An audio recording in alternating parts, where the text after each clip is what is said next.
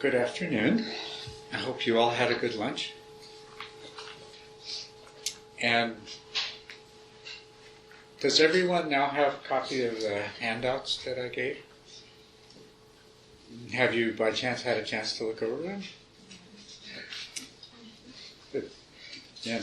Let me just ask you if anybody has any questions because of something that you've seen in the handout. Yes.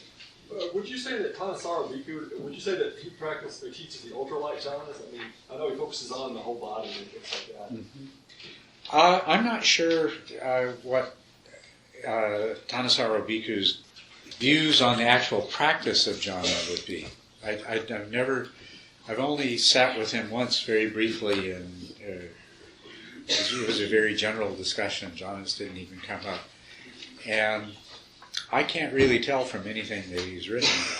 So, do you have some experience or? Well, I've listened to a couple of his talks and read some articles, and it sounds pretty similar because he does keep that whole body awareness into the jhana process. That would be what I've called the ultralight jhanas. Yeah, right. Definitely. Yes. I participated in a jhana retreat that he gave, and didn't understand most of it because at that time I wasn't really ready. But it seemed to me he taught the whole gamut of jhanas, not just ultralight, not just body. But also the awareness. deep jhanas that involve withdrawal from senses. Okay. It would make sense that he would, amongst the people that might speak of it, he would be one I would expect to be aware of the whole range of jhana. Whereas there's many teachers, they're kind of stuck in, well, this one particular way, this is jhana, and anything else is something else. But Tanasara Bhikkhu would be very aware of the different ways it's practiced. Makes sense. And he really thought they were very important. So. Yes. Very important and very misunderstood. So.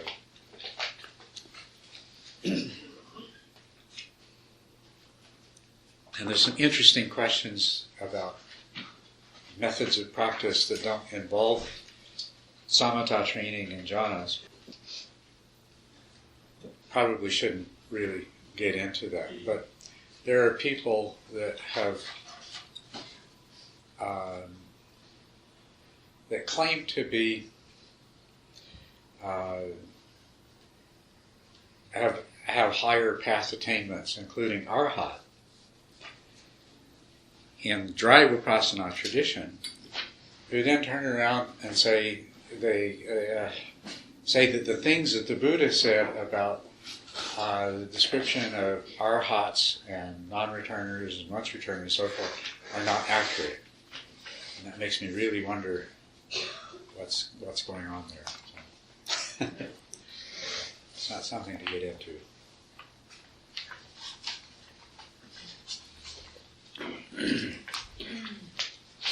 Yes? What is meant by the term dry Vipassana?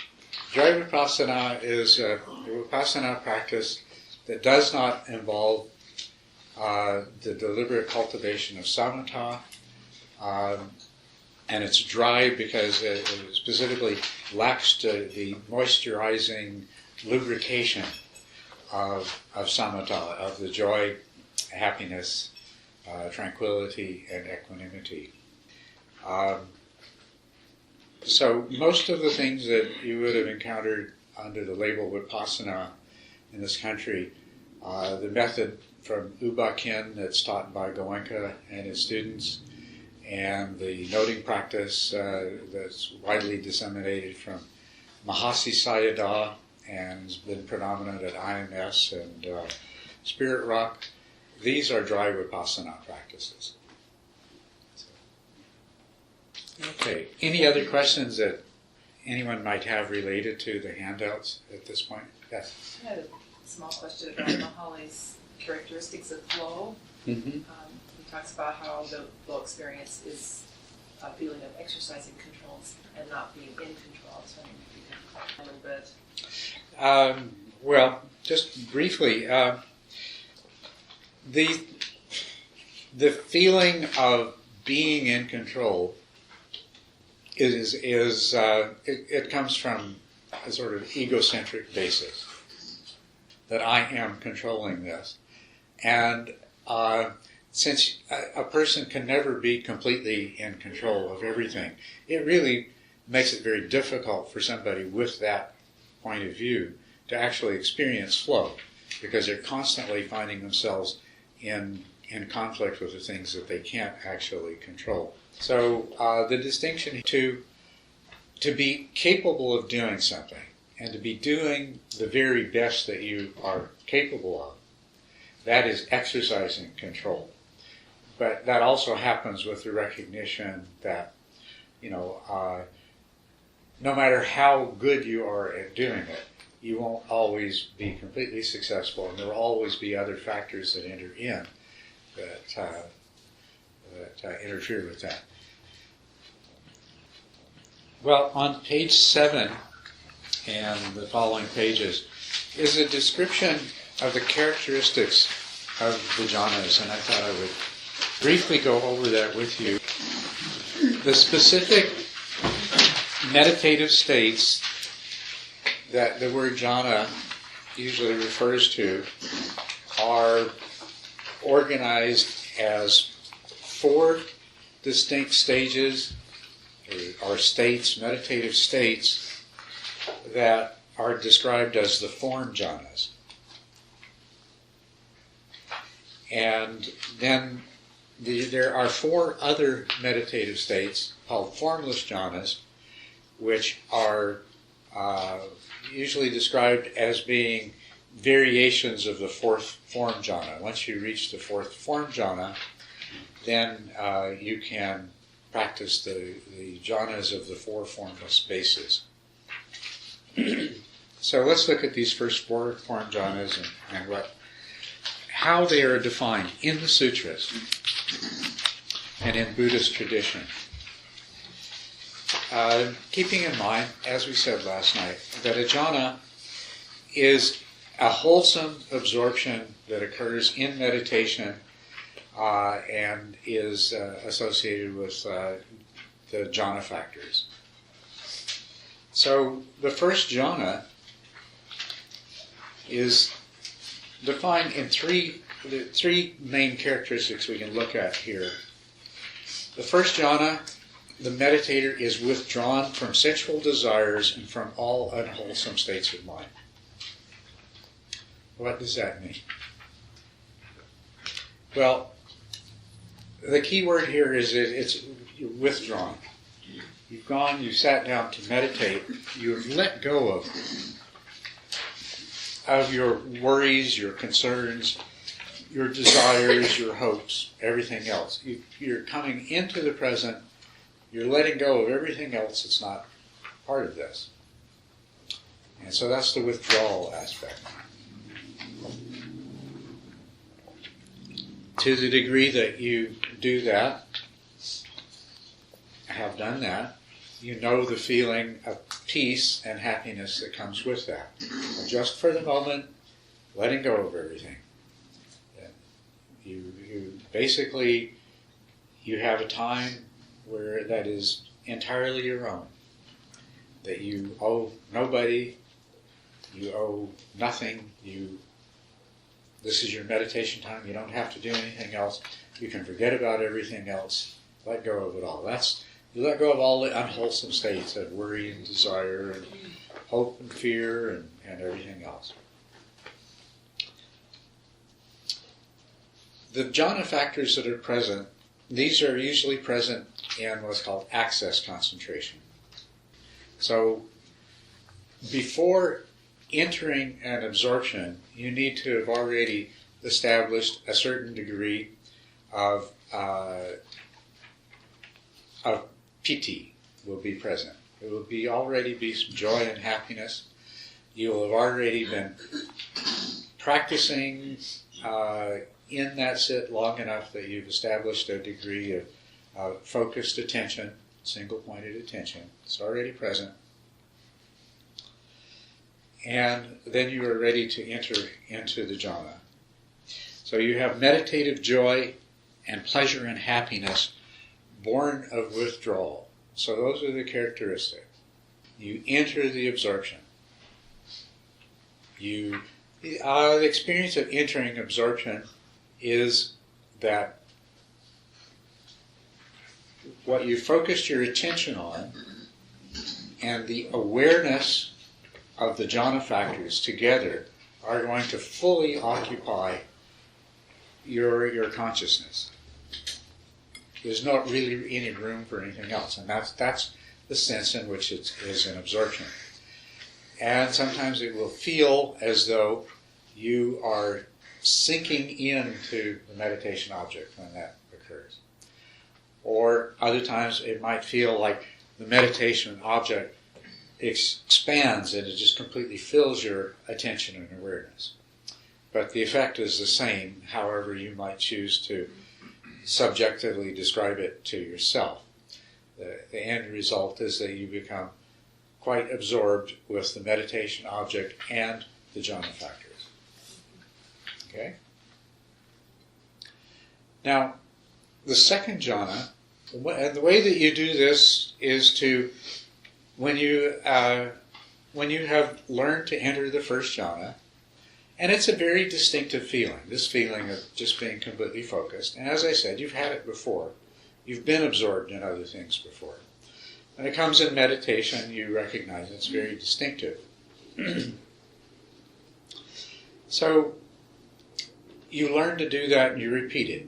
You develop some skill in entering the jhana, in staying in the jhana, because initially you won't be able to stay in jhana very long. You'll pop out of it. It's like on your way to entering the jhana, you acquire a certain momentum. And when that momentum exhausts itself, you're going to come back out of the jhana. So in order to stay in jhana for a longer period of time, you have to refine your ability to create the conditions for entering the jhana and remaining in the jhana. You need to notice what are the things that you did in preparation for your meditation. What are the things that you did in the first part of your meditation that contributed to all of the right conditions coming together to enter into the jhana? And by becoming aware of those things, you're able to do them more readily in the future, and you're able to enter jhana and stay for longer periods of time.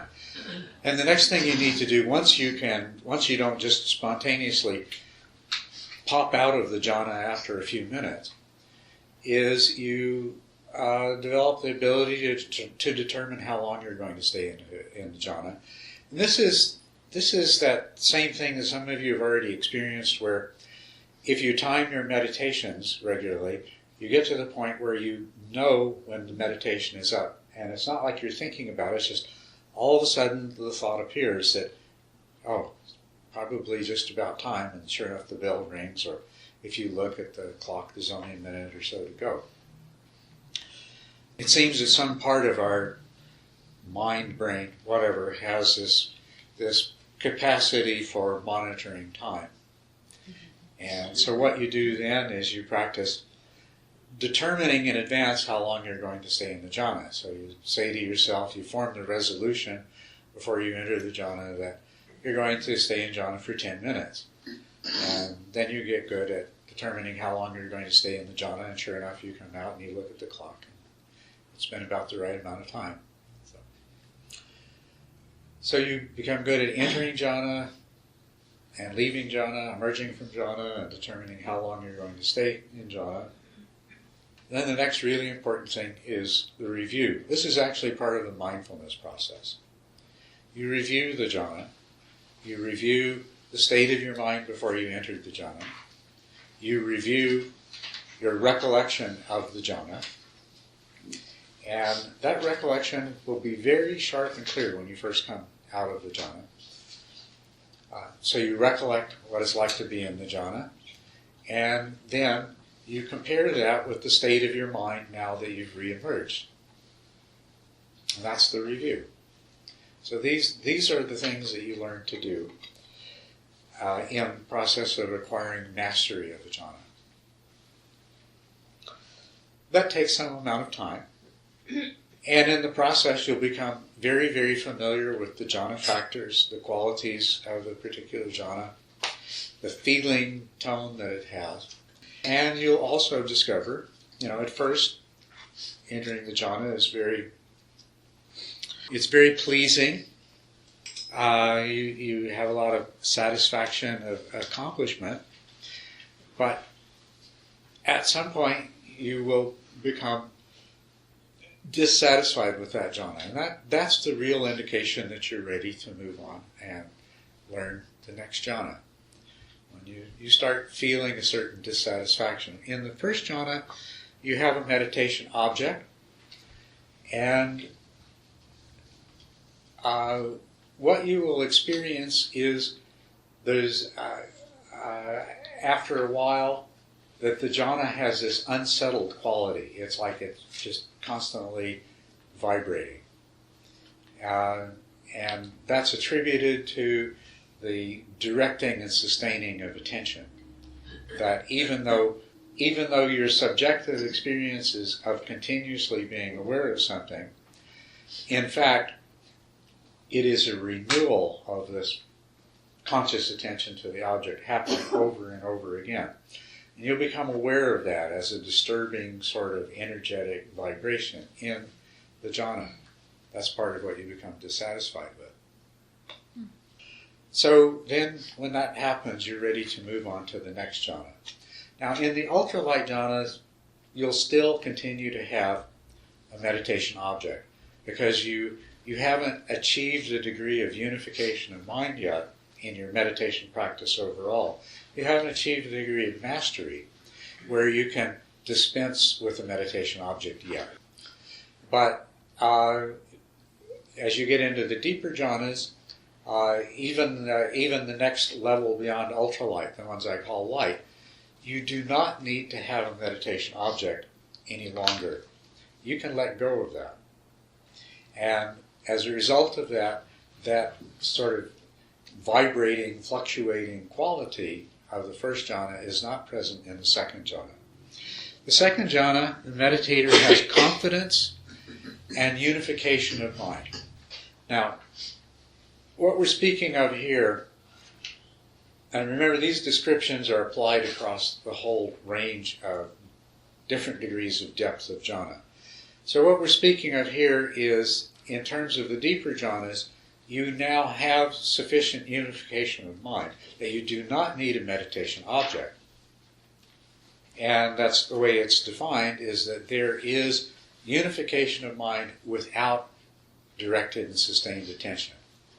So that's essentially defining one of the most important differences between the first and the second jhana. The joy and the happiness are still there. That part is the same. And in this jhana, it is said that the joy and happiness are born of concentration rather than withdrawal. See, in the first jhana, we were experiencing joy and happiness, the freedom, the liberation, that, okay, I'm just here for myself, doing my thing, I forget all my worries, all my problems, and everything else. That's the joy and happiness of withdrawal. Of course, there would have been joy and happiness reinforced by concentration in the first jhana as well. But now, it's because of this unification of mind, it's become much deeper. And really, the source of your joy and happiness is the degree of concentration and unification of mind that's present. The effect of that is that the piti, the joy, is very intense. So there's intense joy and happiness and bodily pleasure. And this is what, over time, as you practice this jhana, you become skilled at entering the jhana, remaining for an appropriate period of time, emerging from the jhana, and then reviewing the jhana. And as you continue to do that, you will reach the point where you become dissatisfied with this jhana. And what you are dissatisfied with, in particular, is that agitated energy of piti, because piti is strong. Very strong piti. And so this is the time when you're ready to move on to the next jhana. You say to yourself something to the effect of, there is this agitation and disturbance, and I can see what greater serenity, what greater peace and happiness there would be if I could let go of this agitated energy of piti. And that's exactly what happens. It's exactly what you do to enter the third jhana. The strong mindfulness, introspective awareness. So there's mindfulness and clear comprehension. There's no meditation object anymore, except in the lighter versions of the practice. There's no meditation object. So essentially, all of the power of your consciousness is going into this introspective awareness, because it's no longer focused on an object. And even the awareness of that joyful mental state is now gone. The jhana factors that remain are the pleasure and happiness, and now there's an equanimity that's developing as well. So these are the jhana factors. The third jhana is sukha, which, depending on the depth of your jhana, may still involve a feeling of bodily pleasure, even though you won't be aware of bodily sensations as such. You won't feel the weight of your body on the cushion. You won't feel any normal sort of bodily sensations. You'll have a perception of the body as a pleasurable object, and there will be happiness. So the third jhana is a pleasant abiding with equanimity, and there is bodily pleasure and or happiness. Sounds pretty nice, doesn't it? Okay. Question. Yes. You said that in this stage, all of your power of awareness is going to what now? All the power of your consciousness goes to awareness. What normally happens is a large part of the consciousness capacity that we have is concentrated in attention to a single object. Now it's all available to a very high, very heightened level of awareness. Mm-hmm. Awareness of the mind. Now the third jhana also does eventually become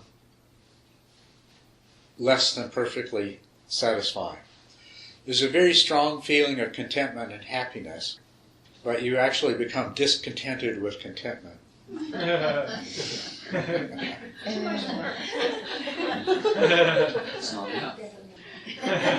isn't there Once you've succeeded in learning to enter the first jhana, it's not too difficult to enter the second and third.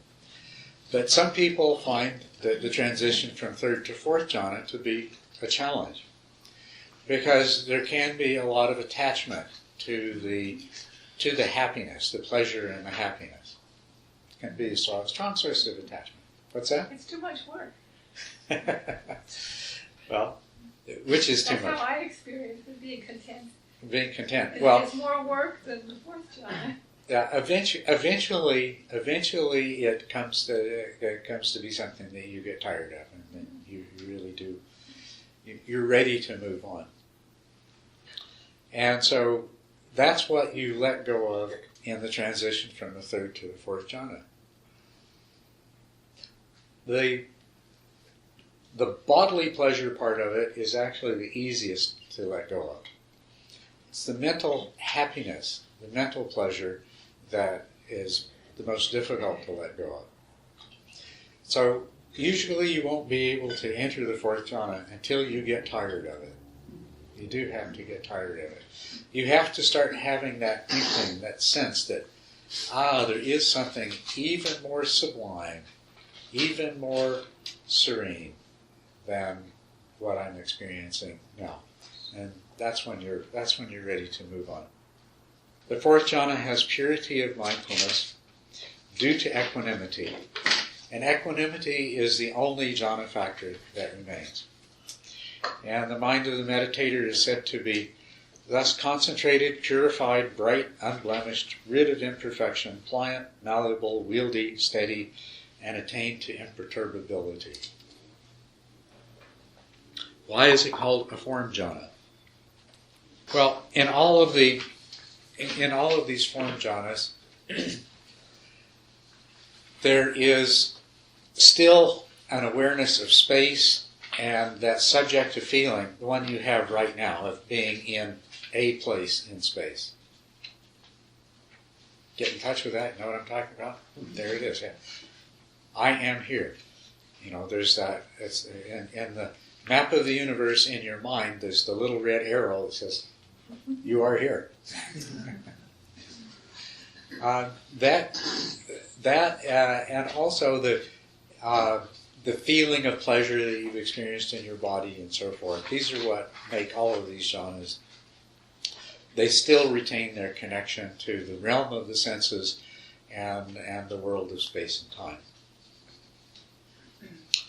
So once you've achieved the fourth jhana, you've refined it to the point where really the only thing that there is left to get rid of is this sense of being at a finite location in space. And so, were you going to say something? I have a question about that. Do all of the first four jhanas have the quality of introspective awareness? They do. And is that associated then with a sense of a being that is practicing that introspective awareness? So there's still a sense of self. That's right. There is still a sense of self. Although some people, I think everyone, when they first enter the jhanas, it is so different than our ordinary sense of self. And you feel the absorption with the object makes it feel like you've become one with the object. And so it seems as though there's not a sense of self. And you will sometimes find things, people saying, or you'll read something where somebody says, well, in the jhana, there's no longer any sense of the self. But if you practice each of these jhanas, as you practice it long enough, you will begin to be aware that, well, yes, there still is that same self-awareness, that same subject-object duality. It's not as apparent, but it's definitely there. You haven't gone beyond it. And it's still present there in the form jhanas too, or formless jhanas. It's become very subtle there, but it's still there. But it's still that capacity within us which notices, say, even a subtle distraction and says return. Well, except that now in a light jhana, you become aware. What will happen is there will things which will disturb your jhana, and you'll become aware of them in that way of introspective awareness. And if they haven't disturbed the jhana too strongly, you can establish it immediately. So there will be just this momentary interruption of the jhana, but it actually is an interruption of the jhana that occurs. The deeper jhanas are accessed from a state of concentration where the concentration is effortless, and in those there is not going to be that kind of distraction arising, and you won't wobble in and out of the jhana and have that experience. Okay, but what the things that you're fully conscious in all of these jhanas. You're not only fully conscious, you're more fully conscious than normal. There's nothing dull or trance-like about the jhana. It's a brilliant state of consciousness. So I'll just jump ahead to the description from the sutras of the fourth jhana. He sits permeating the body with a pure, bright awareness, just as if a man were sitting covered head to foot with a white cloth, so that there would be no part of his body to which the white cloth did not extend. Even so, the monk sits permeating the body with a pure, bright awareness. There is nothing of his entire body not pervaded by pure, bright awareness. So this is a very highly conscious state. But the consciousness is experiencing the jhana itself. It's experiencing the jhana factors in particular, and it is capable of identifying all sorts of other subtle characteristics of the mind. If you look ahead to, there's a sutra that I quote in its entirety here at the end, starting on page 22. This is describing how Sariputra, this is a description by the Buddha himself, of how Sariputra became an arhat practicing the jhanas. And he practiced mindfulness. And this is how he practiced mindfulness. This is something that's repeated for each of the jhanas. Okay. I'll read the section on page 22 that is about the first jhana, but the important part of this is repeated for each of the other jhanas as well. There was the case where Sariputta, quite secluded from sensuality, secluded from unskillful qualities, that's first jhana characteristics you'll recognize, entered and remained in the first jhana, rapture and pleasure born of seclusion, accompanied by directed thought and evaluation. Whatever qualities there are in the first jhana, this is the part I was getting at, directed thought, evaluation, rapture, pleasure, singleness of mind, these are all the jhana factors. In addition to that, he goes on, contact, feeling, perception, intention, consciousness, desire, decision, persistence, mindfulness, equanimity, and attention, he ferreted them out one after another. Known to him they arose, known to him they remained, known to him they subsided. He discerned, so this is how these qualities, not having been, come into play.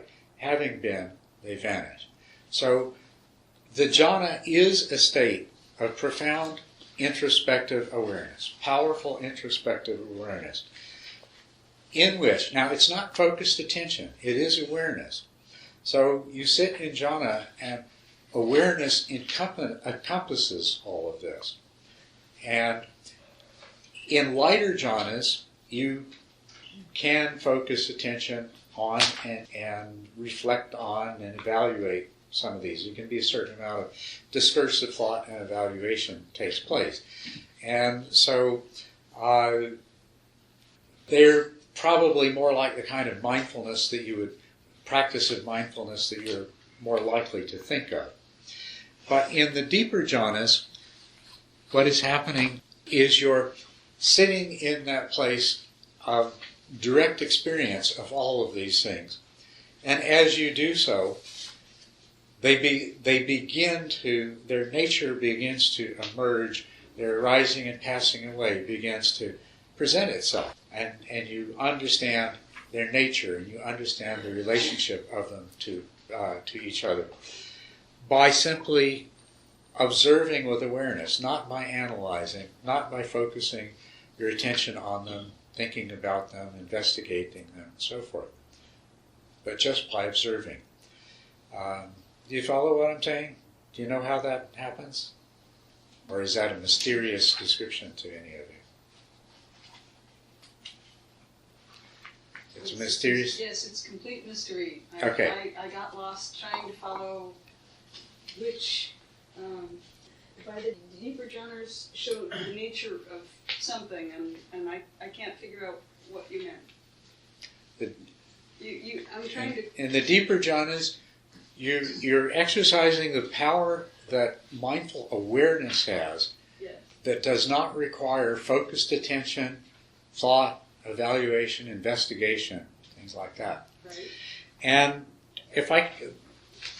an experience in the world that I have that's an exact parallel to this might help you, because you may have had an experience like this. A few years ago, I became interested in the birds. There are many birds around where we live. And I tried in the usual way of focusing on individual birds, looking up what their names were and what their characteristics were. And the experience that I had was that I kept making mistakes.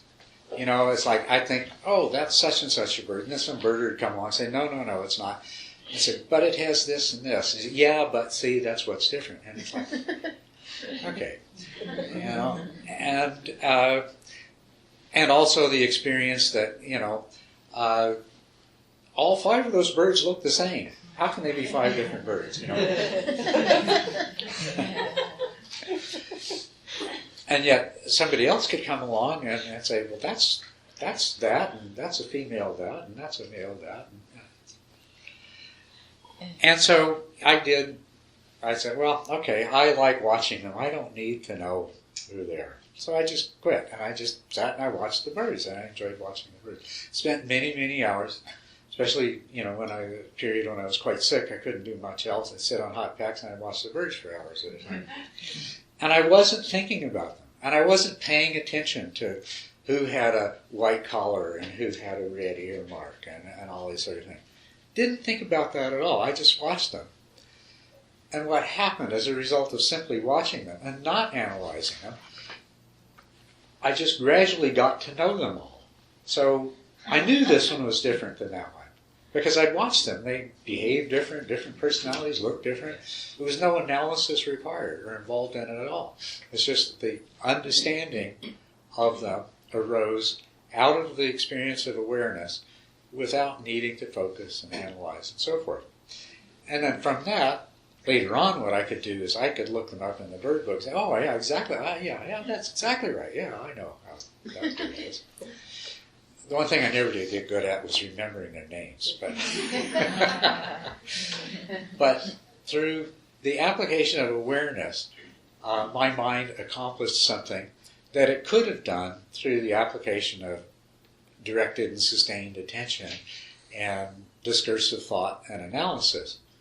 But it happened in a much more natural and easy way just through awareness. The same thing happens with the practice of mindful awareness. Understandings begin to emerge. One of the things that I found is what I'm calling awareness is more about the relationship between things than it is about the things as separate entities. And so when you practice mindful awareness in your life, understandings, insights just arise. They come up. There's these ahas. And you didn't figure them out. They just arrived. That's the way mindful awareness works. That's the way insight arises out of the practice of mindful awareness, is what's been seen. It gets, at some level, it gets processed and integrated and begins to make sense, and you just get to enjoy the fruit of that. It comes up and, aha, I don't need to keep doing this to myself anymore now that I see what I'm doing. That kind of thing. So, in answer to, I'm trying to explain to Alana what I mean by how you can come to know things through mindful awareness, through mindfulness, even though there isn't directed attention and analysis and evaluation. So I want to know if that clarified that point. And does this match with experiences that you've had, things that you, insights and understandings that you have, that they just emerge, and you know they emerge from this more global awareness rather than analysis? Yeah. To hear you describe the experience of the birds and the different way of being with those birds reminds me of how I imagine people in another time, way prior to our contemporary time, before there were dictionaries and all these quantifiable measuring instruments, names and all that, that people watched the way that clouds would move and how that would bring about rain here and how the birds reacted there. There was a more whole or global observation which must have affected how they thought about how their internal experience. Mm-hmm. So, first of all, Is that correct? Second of all, it seems like we have another layer of complexity to move through nowadays, because our left brain is so engaged, and we are taught to quantify and to evaluate and to judge and compare, whereas this left brain function might not have been present in so-called more primitive times, which were actually perhaps more advanced in this way. Yes, what you're saying, the kind of awareness that I'm talking about is actually, if you watch birds and deer and other animals like that, cats, you know, I'm famous among some people for telling them that my cat doesn't think. But if you watch this, what makes us unique, it's not so much right brain versus left brain. We've got large parts of our brains that have evolved to give us special capabilities. Front parts of the brain, the forebrain, but leaving aside right versus left, or where anatomically this is. As I said earlier, what I'm calling awareness is far more fundamental. It's a far more fundamental property of our minds than attention is. And in other organisms, this arose and was developed prior to the ability to focus attention and to analyze, before the ability to store large amounts of information in our minds, and to use that information to predict the future and so on, all this sort of stuff. Both are really important. I mean, we would not be what we are if we didn't have the capacity for focused attention, for analysis, if we weren't able to dwell in a fictional future or in a remembered past. So all of these things are very important to what we are. Even though in order to realize our full potential, we need to learn to temper certain activities of our mind. They're still extremely valuable and important. So what we're after is learning to use them far, far better, in a much, much better way. And focused attention, that particular circuitry that's kind of up here on the top of your brain, has the ability to dominate far too completely that other kind of awareness circuitry that's located on the ventral surface of the cerebral hemispheres. And practicing mindful awareness is bringing those two back into balance and exercising them.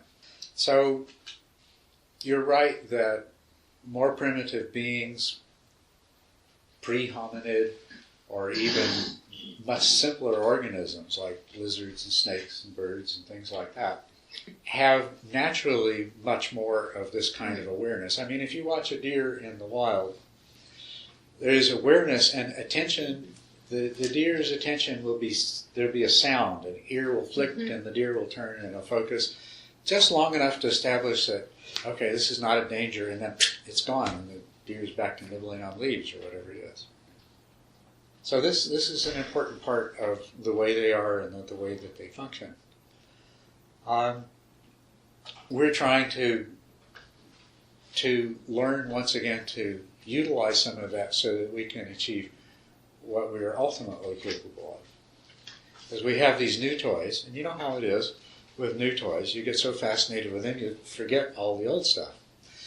And that's kind of what happens with us. We're so busy using our forebrain and our left hemisphere and doing all this analytical stuff that we've lost some of our potential is not there, not being fully realized. Anyway,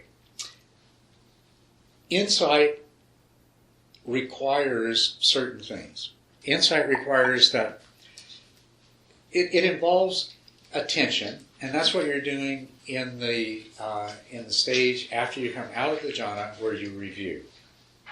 You are focusing your attention on things that are recollected from the state of mind before you entered the jhana, the state of mind when you were in the jhana, and also you're putting your attention on the corresponding things that are present in the state of mind after jhana. The important thing about attention there is that it's in its objective mode. Remember last night I said attention is always dualistic, but it can either be subjectively, enthralled by the object, or it can have the subject-object distance. To practice mindfulness, you need to use attention, but you need your attention to examine objectively and to be combined with this awareness. And out of that emerges insight. Out of that emerges understanding of the relationships between things, including the relationships between all the different kinds of mental events that take place. And out of that comes this not intellectual, not analytical, but just this profound understanding, this aha, yes, everything is just process, is impermanent, there is no self, that clinging to anything results in suffering, and so forth. These things just become self-evident truths as a result of the practice of mindfulness. So anyway, in the jhanas, you have this awareness. And you brought this awareness to its maximum capability because you're no longer hogging a lot of your consciousness capacity to focus it in on one particular thing. Because you've dropped directed and sustained attention in the first jhana. So in the second and third and fourth jhana, and in the four formless jhanas, well, in the first three of the four formless jhanas, what you have is introspective awareness, the full power of your consciousness capacity in the form of this introspective awareness, just taking in the reality of what your mind is. And afterwards, when you review, then the insights begin to come up. They pop up. Anyway, did you read these descriptions from the sutras of the jhanas? They're quite beautiful. And if you've already read them, I don't need to read them to you. Let me tell you a little bit about the formless jhanas, and then we'll take a break. From the fourth jhana is a very interesting one because here you have awareness of your own mind, and that awareness actually has access to all kinds of things in your mind, about your mind, that you don't normally have access to. Even the nature of mind in a way that you've never previously experienced it. You experience your mind as being isolated and separate, don't you? As a matter of fact, there's almost nothing more isolated and separate than your perception of your mind compared to anybody else's, right? Are you familiar with Carl Jung's collective unconscious? Mm-hmm. What does that mean to you? Somebody like to say what that means? It means that we don't own that unconscious knowledge, but it pervades all humanity, and from that arise all kinds of archetypal beings and thoughts. And it's the same with the mind here, only the other way around. That's right. That's exactly what Carl Jung was saying. He came to the conclusion that we all shared this one unconscious, which was where all of our archetypes resided, and that we were all drawing from the same unconscious. And other people since then have tried to say, well, so much for that airy-fairy mystical stuff. What he really discovered is that all of our minds are pretty similar, so it has the same stuff in there. But what you will find if you spend time in the fourth jhana is that the barriers between your perception of your own private separated mind and some larger collective mind begin to disappear. And the idea of the collective unconscious begins to really make sense to you. What the Buddha said is that he entered First Jhana, Second Jhana, Third Jhana, Fourth Jhana, and he says, and then he recollected all of his past lives. Now, there's a really interesting idea, especially coming from a man who had already told everybody that there was no self, and the doctrine of reincarnation was mistaken. All of his previous past lives. But now, if his mind isn't really a separate mind, but it's part of a common mind, then that now has a different meaning, doesn't it? If in that state he could access knowledge, memory, so to speak, of all of the different forms that mind had taken, then it was an opportunity to recollect past lives. Not one isolated series of, A, B, C, D, E, F, G in a sea of other beings. But actually, if all mind is interconnected in some way, then any of our minds has access to the whole. And also, then, once again, any life that's ever been lived is essentially your past life. He went on to say, not only did he review all of his past lives, but he reviewed the arising and passing away of beings of every kind. So we're all sharing this parallel life together. That's exactly what this is saying to us, yes. And in the Fourth Jhana, this is what the mind potentially has access to. The barriers that separate the individual isolated mind break down. Which has led me to examining my dreams and realizing that I have dreams, that the only way that they truly make sense is if I'm accessing the actual lived and remembered experience of other sentient beings in other places at other times. Because I've been places and I've seen things in my dreams that not only have I never seen, I've never read about, heard about, thought about, or even suspected the existence of until I went to sleep one night and there it was.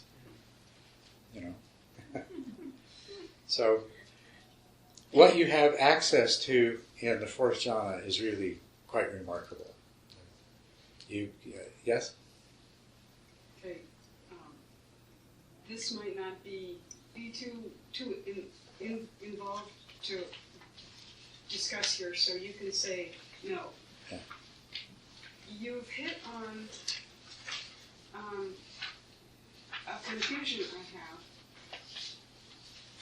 One of my friends is very fond of Shamanic Journeying, and she very much believes that absolutely there is an objective upper, middle, and lower realm. You enter it a certain way, you approach it very much. Is the similarities in structure between what you're saying here about entering and leaving jhanas and their structure is similar to what she says. So she shamanic journeys, and I kind of had an interest in that, and I set that aside when I decided to pursue Buddhist study a little more closely, because it seemed to me like I needed to be concerned about getting lost in fantasy, and a lot of your previous lectures are don't get lost in fantasy. Now you're talking about the collective unconscious, you're talking about possibly accessing the experience of others. I'm on board with you there. I'm comparing it to what she says, where she believes this is an objective, and it sounds like she could be modeling this collective unconscious very powerfully. So my question is, if this collective unconscious is out there and there's some other technique for reaching it, such as shamanic journey, such as studying your dreams, do we go for that, or is that premature, or is that an opportunity to just get lost in fantasy? Well, It's very easy to get lost in fantasy. And there's nothing better about getting lost in some other mind's fantasy than getting lost in your own mind's fantasy. It's a very important thing to keep in mind. Shamanic journeying, and Nancy and I studied shamanic journeying, practiced it for many years. This was after many years of practicing Buddhism, and it was really interesting by studying with Michael Harner and learning to do shamanic journeying practice. I was able to make so much sense of things in Tibetan Buddhist tradition that had remained puzzling. The shamanic journeying is a method of tapping in to essentially the same realm. It's the realm of mystery and power, really, which becomes completely available to you if you spend time practicing jhana in the deep jhanas, fourth jhana, and what I'm talking about here, I'm talking about the deepest jhana. I'm not talking about ultralight, light, or the power jhanas or anything like that. I'm talking about the deepest jhanas. That all becomes available to you. And shamanic journeying is just another way of tapping into that, but not of coming into contact with it to the same degree. And it is very easy, as I say, to get caught in some other being's fantasy, and that's no better than being caught in your own. It's like channeling. You're channeling all these wonderful ideas from some other being, but how do you know that being is any smarter, any wiser than you are, right?